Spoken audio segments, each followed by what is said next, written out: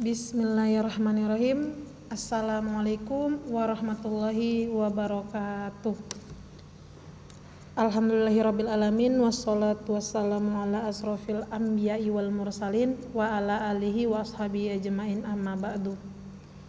Apa kabar anak-anak Umi semuanya kelas 8? Umi harap dalam keadaan sehat walafiat dan jangan lupa selalu menjaga protokol kesehatan. Oke, baiklah. Di sini masih dengan Umi Diah, pelajaran PKN. Hari ini kita akan melanjutkan pembahasan dari minggu yang kemarin. Jadi hari ini kita masuk ke pertemuan kedua dengan judul masih sama ya. Dan tetap sama di babnya, yaitu di bab 3. Cuman bedanya kemarin kita mempelajari tentang makna tata urutan dan sekarang kita mempelajari tata urutan peraturan perundang-undangan di Indonesia. Paham ya? Oke, kemarin kita sudah mempelajari pengertiannya, terus tata urutan, dan hari ini kita akan membahas tentang jenis hierarki peraturan perundang-undangan dan asas-asasnya. Langsung saja ya.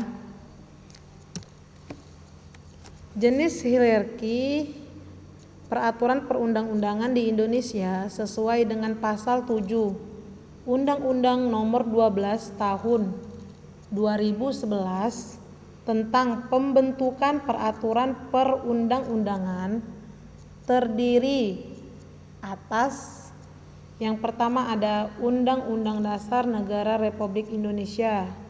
Yang kedua, ketetapan Majelis Permusyawaratan Rakyat. Yang ketiga, Undang-Undang Peraturan Pemerintah Pengganti Undang-Undang.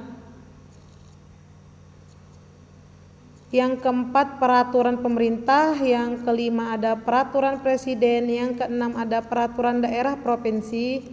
Yang terakhir, ada Peraturan Daerah Kabupaten atau Kota. Sudah? Jadi yang kita bahas dari A sampai yang G itu adalah jenis dan hierarki pembentukan peraturan undang-undang. Oke, di sini ada asas-asas dalam pembentukan peraturan perundang-undangan ditegaskan dalam pasal 5 penjelasannya, yaitu sebenarnya di sini ada 7 ya, tapi kita bahas 4 saja dulu. Nanti yang selebihnya Umi kasih tahu aja. Yang pertama ada kejelasan tujuan. Apa itu kejelasan tujuan? Jadi di dalam kejelasan tujuan ini adalah bahwa setiap pembentukan peraturan perundang-undangan harus mempunyai tujuan yang jelas yang hendak dicapai. Selanjutnya, kelembagaan atau organ pembentuk yang tepat. Maksudnya setiap jenis peraturan harus dibuat oleh lembaga negara atau pejabat yang berwenang. Oke, selanjutnya kesesuaian antara jenis hierarki dan materi muatan adalah dalam pembentukan peraturan perundang-undangan harus benar memperhatikan materi muatan yang tepat sesuai dengan jenis dan hierarkinya. Dan selanjutnya dapat dilaksanakan.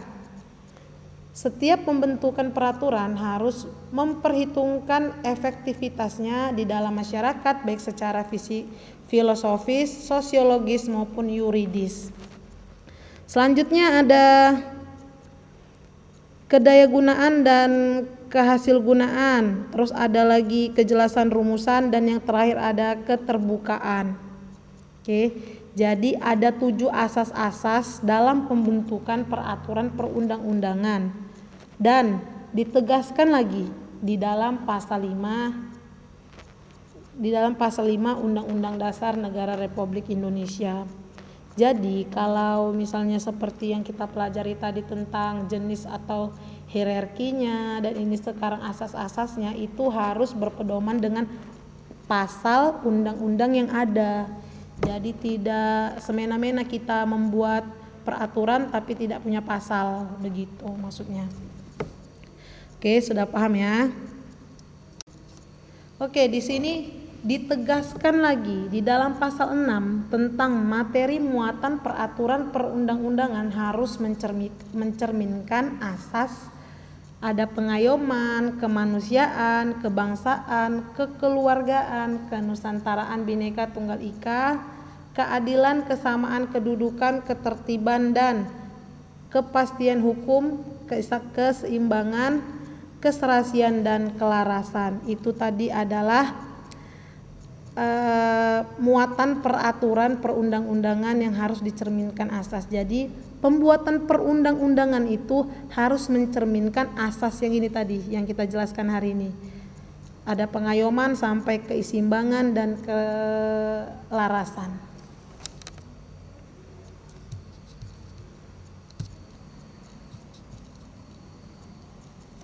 Oke, kita lanjutkan ya. Masuk ke yang B. Proses pembuatan peraturan perundang-undangan Indonesia. Jadi di sini ada yang satu, Undang-Undang Dasar Negara Republik Indonesia tahun 1945. Secara historisnya atau secara sejarahnya, Undang-Undang Negara Republik Indonesia disusun oleh BPUPKI. Nah, ini harus digarisbawahi ya, harus diingat. Jadi, Undang-Undang Dasar Negara Republik Indonesia ini disusun oleh BPUPKI dan ditetapkan oleh Panitia Persiapan Kemerdekaan Indonesia atau PPKI. Umi ulangi kembali. Yang menyusun Undang-Undang Dasar Negara Republik Indonesia adalah BPUPKI dan yang menetapkannya adalah PPKI di tanggal 18 Agustus 1945. Oke, Majelis Permusyawaratan Rakyat atau MPR berwenang mengubah dan menetapkan Undang-Undang Dasar sesuai dengan amanat pada pasal 3 ayat 1 Undang-Undang Dasar. Jadi yang menetapkan atau yang dapat mengubah suatu undang-undang dasar yang berwenang itu adalah MPR. Itu juga mempunyai pasal, mereka mengubahnya itu saja mempunyai pasal atau mempunyai peraturan bagaimana itu bisa diubah, harus ada pasalnya. Perubahan terhadap Undang-Undang Dasar Negara Republik Indonesia sudah dilakukan sebanyak 4 kali perubahan. Perubahan ini dilakukan sebagai jawaban atas tuntutan reformasi dalam sistem pemerintahan di Indonesia.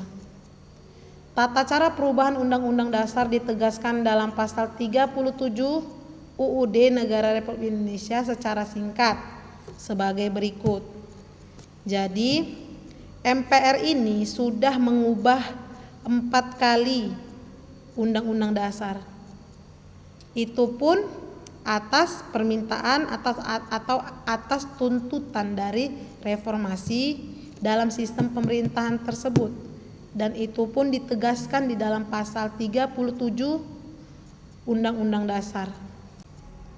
Oke, 4 kali perubahan tadi ya. Yang pertama ada usul perubahan pasal-pasal diajukan oleh sekurang-kurangnya 1/3 dari jumlah anggota MPR dan disampaikan secara tertulis yang memuat bagian yang diusulkan untuk diubah beserta alasannya. Jadi usul perubahan ini dikurangi 1/3 dari jumlah anggota MPR secara tertulis dan memuat bagian yang diusulkan untuk diubah beserta alasannya. Selanjutnya, sidang MPR untuk mengubah pasal-pasal dihadiri sekurang-kurangnya 2/3 anggota MPR. Selanjutnya ada putusan untuk mengubah disetujui oleh sekurang-kurangnya 50% ditambah 1 dari anggota MPR. Dan yang terakhir ada khusus mengenai bentuk negara kesatuan Republik Indonesia tidak dapat dilakukan perubahan. Oke. Selanjutnya di sini ada Perubahan Undang-Undang Dasar Negara Republik Indonesia tahun 1945 terdapat beberapa kesepakatan dasar, yaitu tidak mengubah pembukaan Undang-Undang Dasar, tetap mempertahankan Negara Kesatuan Republik Indonesia, mempertegas sistem pemerintahan presidensial, penjelasan Undang-Undang Dasar Negara yang memuat hal-hal bersifat normatif atau hukum akan dimasukkan ke dalam pasal-pasal, melakukan perubahan dengan cara adendum, artinya menambah pasal perubahan tanpa menghilangkan pasal sebelumnya. Dan yang terakhir, tujuan perubahan bersifat adendum untuk kepentingan bukti sejarah. Jadi perubahan undang-undang terdapat beberapa kesepakatan dasar. Jika ingin merubah Undang-Undang Dasar Negara Republik Indonesia, harus ada kesepakatan dasar yang Umi katakan tadi. Ada 1, 2, 3, 4, 5, ada 7 kesepakatan dasar jika ingin mengubah undang-undang. Ya, paham ya? Ini harus diingat ini. Jika ingin mengubah undang-undang harus memasukkan kesepakatan dasar yang tadi Umi bilang, tidak mengubah pembukaan, tetap mempertahankan Negara Kesatuan, mempertegas sistem pemerintahan, terus menjelaskan Undang-Undang Negara Republik Indonesia yang bersifat hukum. Dan ketika mengubah itu harus ada pasal-pasal di dalamnya dan tidak boleh merubah pasal-pasal yang sudah dibuat sebelumnya. Tuh, ya, paham ya? Pasal 4-nya tadi itu kan ada kan di pasal 2 sama pasal 4. Jadi di pasal 2 itu ada pembubaran Partai Komunis, terus politik ekonomi dalam rangka demokrasi ekonomi, dan ada penentuan pendapat di Timur Timur. Ada juga nih di pasal 4-nya membahas tentang pengangkatan pahlawan Ampera, terus penyelenggaraan negara yang bersih dan bebas korupsi, penyelenggaraan otonomi daerah, tentang sumber hukum, tata urutan peraturan ketetapan saat ini sudah tidak berlaku karena sudah ditetapkan undang-undang yang mengatur tentang hal ini. Pokoknya itu ya. Terus ada di pasal 4 ada pemisahan TNI dan Polri, terus ada peran TNI dan Polri, etika kehidupan berbangsa gitu. Jadi di pasal 2 dan pasal 4 ini ada beberapa perbedaan. Ada beberapa perbedaan ketetapan Majelis Permusyawaratan Rakyat. Oke, Umi harap sampai sini paham penjelasan dari Umi. Mohon disimak ya. Dan jangan lupa dibuat ringkasan. Kita sambung di minggu depan. Masih di bab 3, kita sambung ke yang nanti yang 3 ada undang-undang, terus ada yang 4 juga peraturan pemerintah, yang kelima ada peraturan presiden, keenam ada peraturan DPR, ada peraturan daerah kabupaten, banyak lagi yang akan kita bahas di bab 3. Jadi intinya di dalam Undang-Undang Dasar Negara Republik Indonesia banyak sekali terdapat asas-asas, terus asas-asas, terus hierarki-hierarki yang harus ditaati. Dan jika ingin membuat perubahan harus memiliki pasal-pasal tanpa menghilangkan pasal-pasal yang telah dibuat, dan harus memiliki tujuan yang sama supaya tercapailah keinginan masyarakat Indonesia dan warga negara Indonesia supaya hidup harmonis. Itu intinya. Oke, sampai sini saja penjelasan dari Umi. Kita sambung minggu depan. Wabillahi taufiq wal hidayah. Assalamualaikum warahmatullahi wabarakatuh.